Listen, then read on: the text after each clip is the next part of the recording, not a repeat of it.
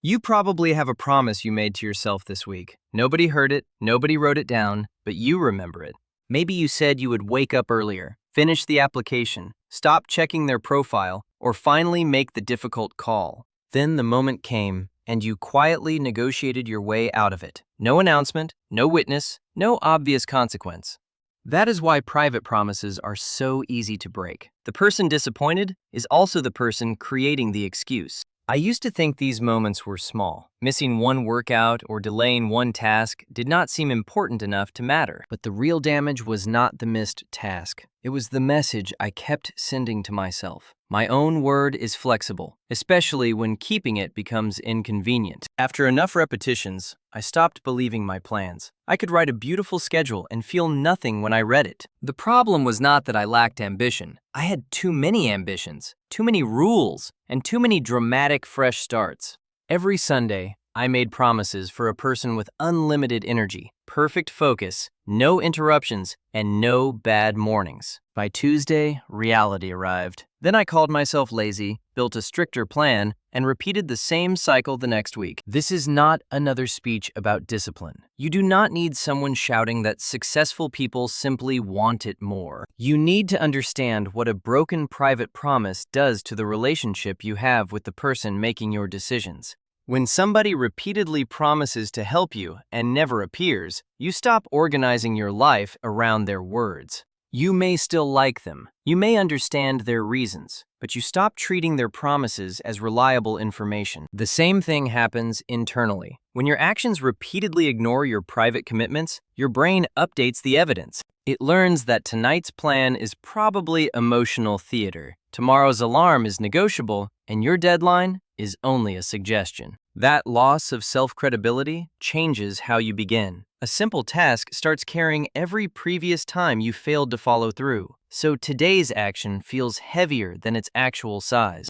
You are no longer opening one document. You are opening a courtroom filled with evidence that you never finish what you start. So you avoid the task not only because it is difficult, but because beginning forces you to meet your own doubt. Then you make a bigger promise to overpower the doubt. You declare a complete transformation, hoping intensity will create belief. For a few hours, it works. A giant promise produces a giant feeling. Unfortunately, feelings are not collateral. A promise becomes credible only when it survives contact with an ordinary day, poor sleep, low motivation, interruptions, and boredom. That means the solution is not to promise more. It is to make fewer promises that are clear enough to keep. Most people destroy trust with themselves by using vague language. Get serious, do better, be consistent, fix my life. Those phrases sound meaningful, but they do not tell you what action counts, when it happens, or when the promise is complete. A clear promise has edges. It says, at 7 tonight, I will work on the application for 20 focused minutes.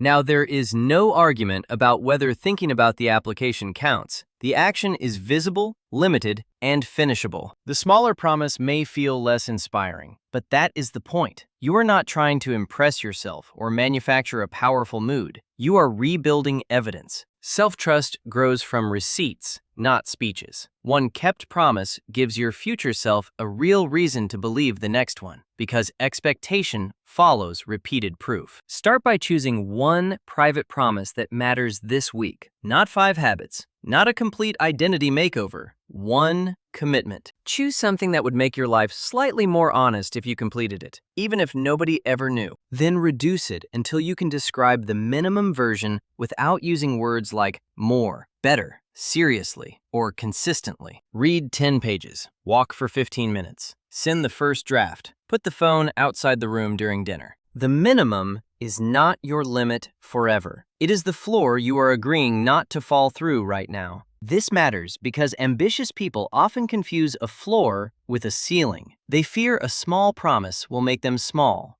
But an unrealistic promise does not make you ambitious. It makes your word expensive to give and cheap to break. Next, attach the promise to a real cue. After coffee, open the document. At lunch, make the call. Before bed, prepare tomorrow's page. A promise without a cue must compete with every other thought in your day. A cue gives it a place to live. Then remove the ceremony. You do not need a new notebook, a public announcement, or a perfect Monday. Public declarations can create the emotional reward before the work happens. Private follow-through delays the reward until evidence exists. Let the promise stay quiet. There is something powerful about doing what you said when nobody is available to applaud you, remind you, shame you, or verify the result. On the day itself, expect negotiation. Your mind will produce reasonable arguments, because reasonable arguments are better disguises than excuses. It will say you should start properly tomorrow, when you have more time, better energy, and a cleaner plan.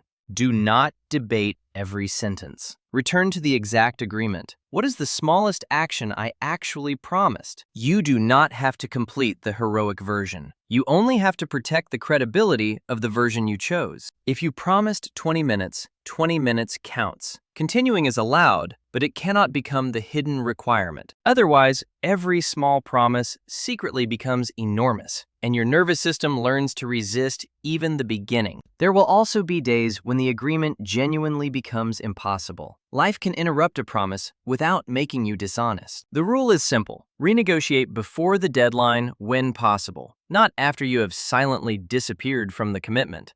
Tell yourself the truth. I cannot do 20 minutes tonight, so I am moving it to 8 tomorrow morning. That is different from avoidance. Avoidance keeps the promise emotionally active while refusing to choose a new time. A clean renegotiation protects agency because you are still making a decision. An endless maybe keeps you trapped between guilt and inaction, while pretending the agreement remains alive. But be careful. If you renegotiate the same promise repeatedly, the promise is probably poorly designed or not truly chosen. Reduce it, change the cue, remove an obstacle, or admit that it is not a priority right now. An honest no builds more self-respect than a beautiful yes you already know you will not honor.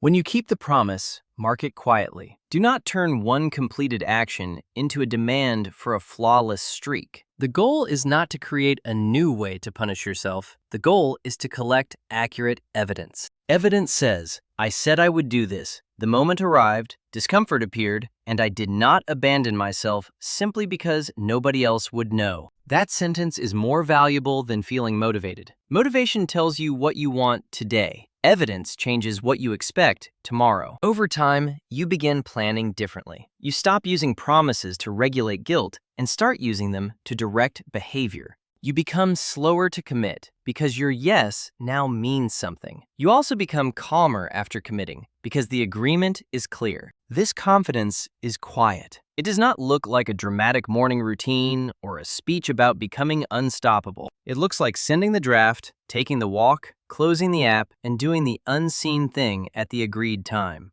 Nobody may notice. That is useful. You are separating the value of the action from the attention it receives. Your life changes when you become someone whose private word has weight, even before the results become impressive. So do not promise yourself a new life tonight. Choose one clear action, one real cue, and one honest deadline. Keep it small enough to survive an ordinary day. Keep it private enough that completion, not applause, becomes the reward. Then show up, not to prove that you are perfectly disciplined, but to prove that you are someone you can believe.